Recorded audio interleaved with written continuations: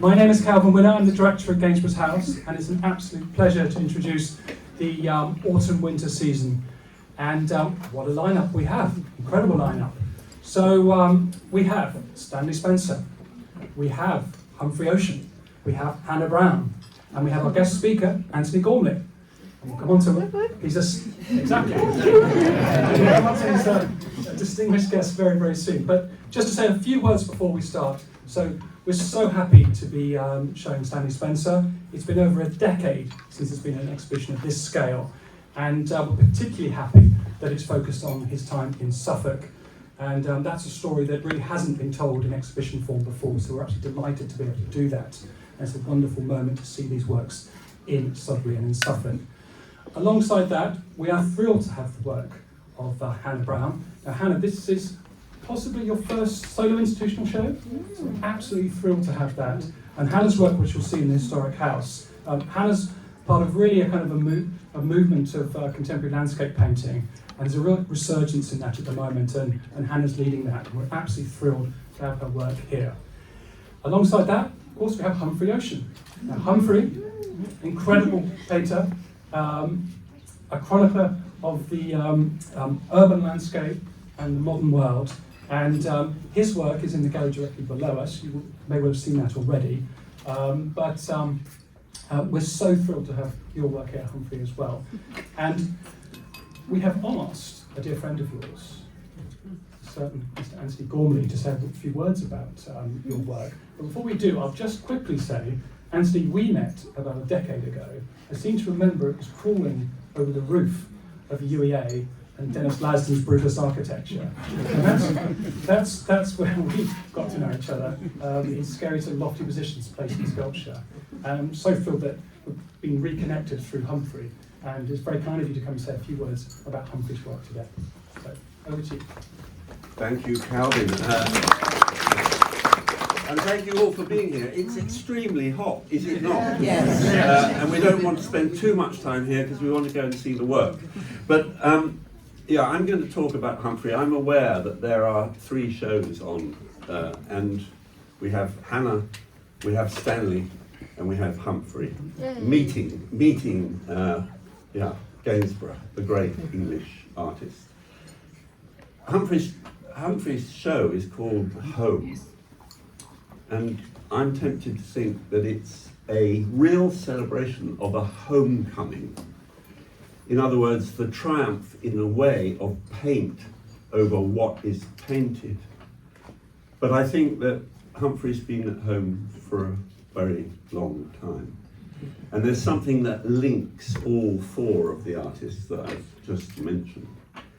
And it is that thing of being situated, of being very keen to share perceptions about a very familiar landscape. In Humphrey's case, that is really southeast London. And it's, I think, with an extraordinary eye. I mean, he really is the painter of modern life, the painter of contemporary life. And it is a question of how he has done that. And the show is amazing to me in the way that it actually charts an evolution in his life. I've known Humphrey for a long time. We were at school together. And you could chart his life a bit like human evolution in terms of, acrylic followed by, oil paint followed by watercolor followed by gouache. But you'll see all of that in the show downstairs. I mean, painters paint with paint, but I think the revolution that is shared for us in the show is that paint has become part of the very subject of the work. And Humphrey's work plays this unbelievable sharp knife edge between discipline and desire, between the ability to decide what detail matters and to evoke it with absolute precision, and to actually live in and with paint in an extraordinary way. And for me, yeah, the most recent work in the show, Nightlight, shows that like so beautifully. Anyway, yeah, I had an idea that in some way, if we think of Gainsborough's most familiar work, which is The Andrews, if you think of Mr. and Mrs. Mr. with his gun kind of propped up under his arm, Mrs. sitting on the bench, and seen in the expanse of their demean, of their, in a way, social status and the landscape that they own. I think that Humphrey, in a way, has carried on that tradition of seeing the individual in his or her context. And if you think about the Larkin painting, that wonderful portrait of our maybe greatest poet, or of the Bishop of Bath and Wells, they are a continuation of that, in a way, Western portrait with landscape tradition. But I think that the revolution that we are being asked to share today is that Humphrey has recognized that in some senses the persona, the human, is his or her own landscape. And if you think of Bloom, the work that's on the stairs that you saw coming up, the way that that paint in that has been liberated to talk about, in a way, the body as a landscape, the body that where the head of yes, I don't want to get the two daughters. It's his two daughters that are in the way the features float over a sea of completely liberated brushstroke. There's something, I think, absolutely radical about the way in which paint has become now, in a way, the not simply the carrier, but also the subject of the work. Humphrey is capable of being swift and being slow. You know, if you look at that work, Broccoli, there's an amazing sense in which he has diligently painted with a single brushstroke every single tile on a roof. But then below it, you see these windows, and each window is a kind of experiment into what abstraction can do. But at the same time, I think of that work, even though it is of the environment, of the built environment, as being a portrait. And every one of those windows, in a sense, are invitations to think what is seen and what is hidden in terms of our facade, in terms of our, in a way, the faces with which we confront the world. Anyway, ever since Volvo, that famous painting, I remember seeing that back in the very early 80s, shown at the Royal Academy, and it was a radical work. Again, very, very connected to, you could say, that classic work of Gainsborough. But the way that Humphrey in that work recontextualizes everything to do with status, ownership and place, absolutely radical in its time. But that journey never stopped. And that radicalization, I think, has led to the present extraordinary sense of minimal precision that actually uses all of the liberation that has happened in the art of the last 100 years to look again at those things that we find most familiar but have perhaps forgotten through simply living with them and, in a way, ignoring them. So a motorway sign, a house built in the 50s, suddenly becomes a portrait of a time, of values, of attitudes to the world that we share. And this very modest, extremely democratic, very generous work that puts us in the position of the artist, puts us in the position of somebody standing alone in the studio with a bucket of paint and an empty canvas. And that excitement, which is most perfectly, I think, rendered in watercolor. What is it called? Watercolor bin? No, watercolor pan. Thing about that. Which is maybe the largest painting in the show. You fall into this space, so familiar, such a, you might say, modest part of an artist's domestic life, and yet explored as a landscape in its own right.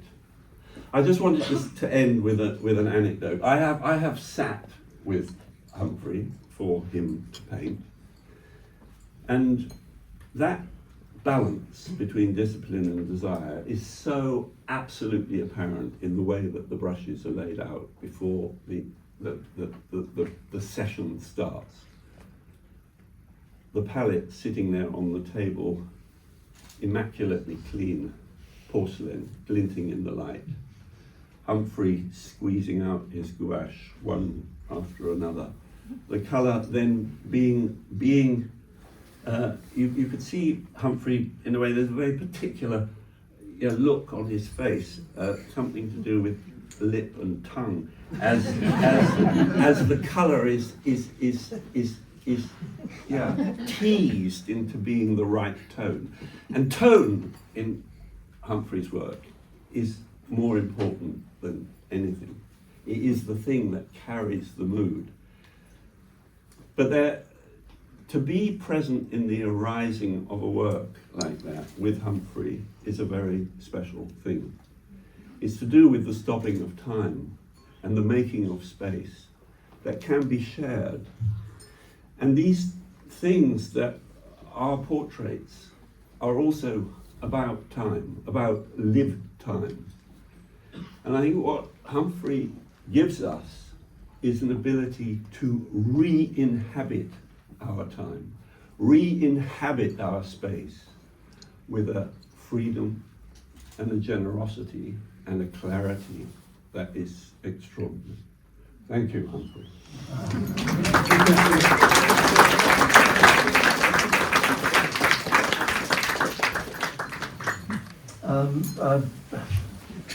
For once I'm lost for words. If you'll just talk amongst yourselves, I'm just going to lay my head fondly on Antony's breast and gaze into his deep brown eyes. That is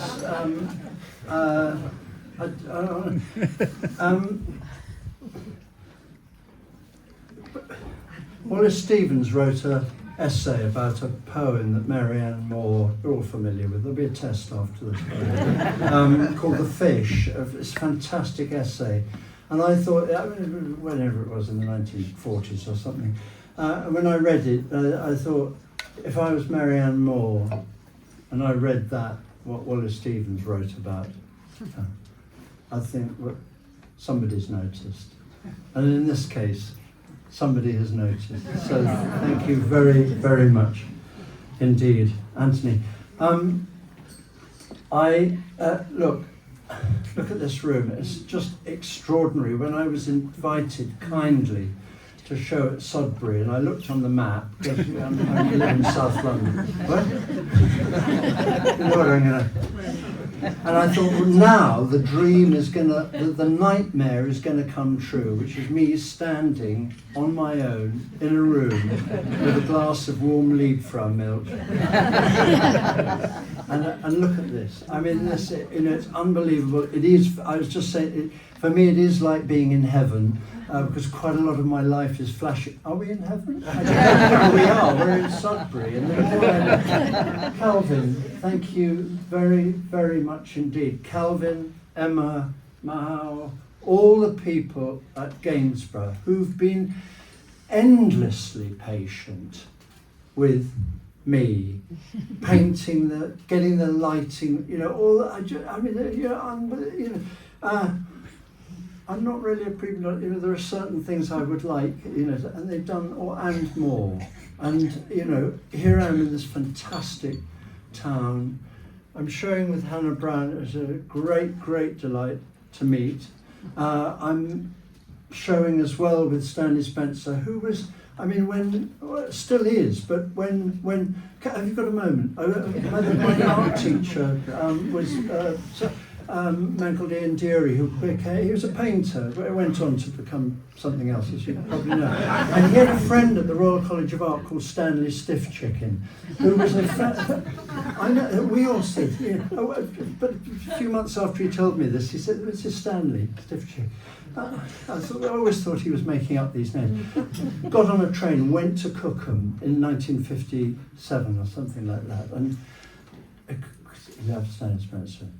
And he went up to the door, and in Ian's words, he bottled out, "Well, don't meet your hero." So he's just walking back to the station, and there was this tramp pushing the pram with a few paint sticking out of it. And he went, "All right." That was the tramp, and Stiffchicken went, "All right."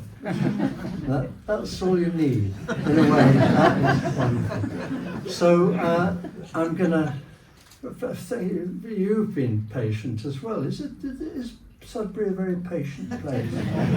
Thank you so much for coming, all of the people who I know, all the people that I don't know, and I'm going to hand you over to the capable hands of the painter who is showing it down there. I think I'm right in it, in Gainsborough's actual home, his house where he lived. Thank you, Humphrey.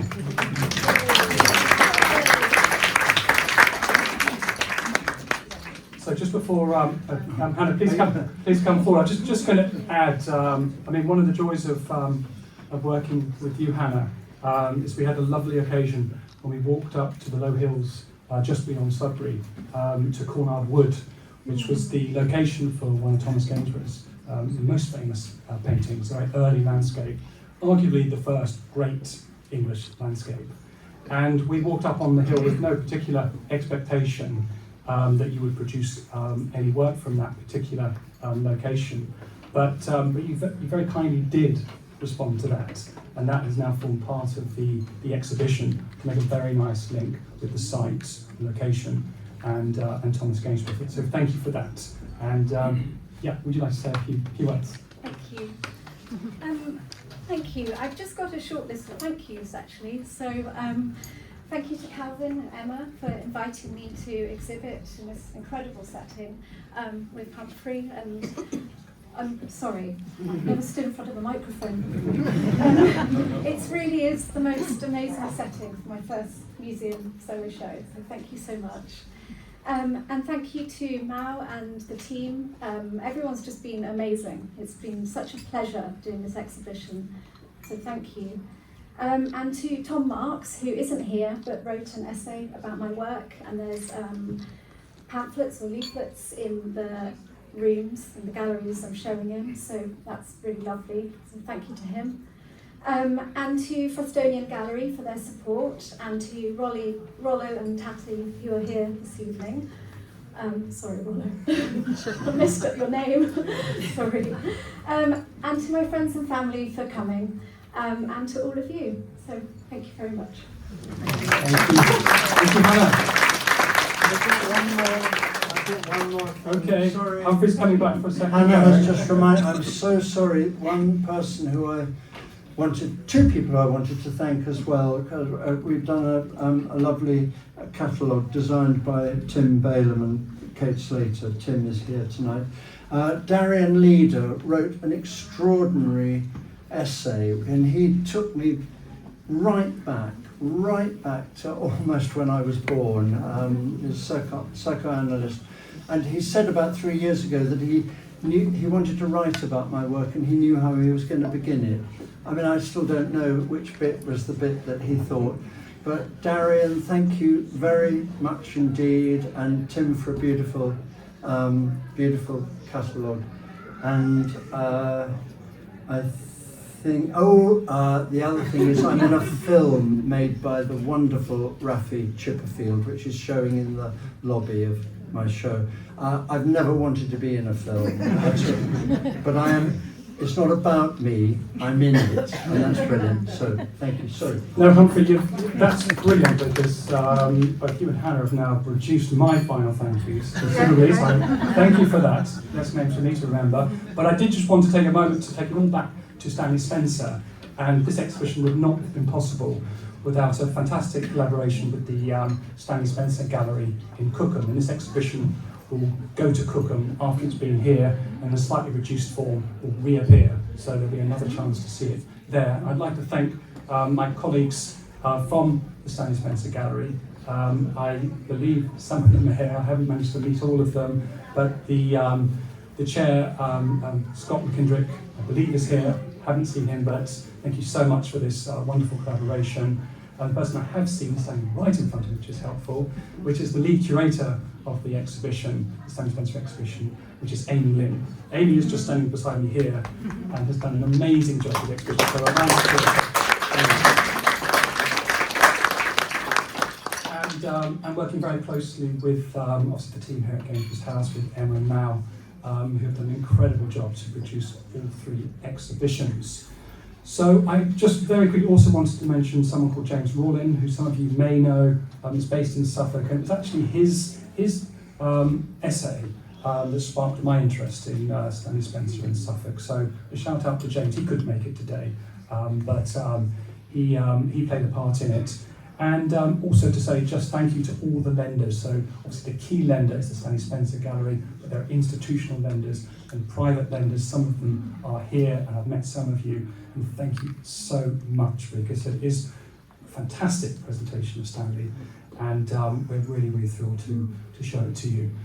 I think just very, very quickly, there's just 2 or 3 supporters that I should quickly mention. Artscapes, who supported the Stanley Spencer exhibition for us. The Cedric Morris Foundation have now been supporting our curatorial effort. We're really grateful to them. And Hallett's Insurance are also supporting us at the moment as our corporate patrons. So I'm really, really grateful to them. I think Humphrey, Hannah, you've covered most of them. I mean, thanks again to Fristonian Gallery and Ron Campbell, the contributors to catalogues you've thanked. So I think it just finally, a thank you to the amazing team here at Gainsborough's House, to our trustees and all our patrons. Many of you are here, so thank you so much, and enjoy all 3 exhibitions. I'm sorry to keep you here for so long, but a lot to say. Thank you.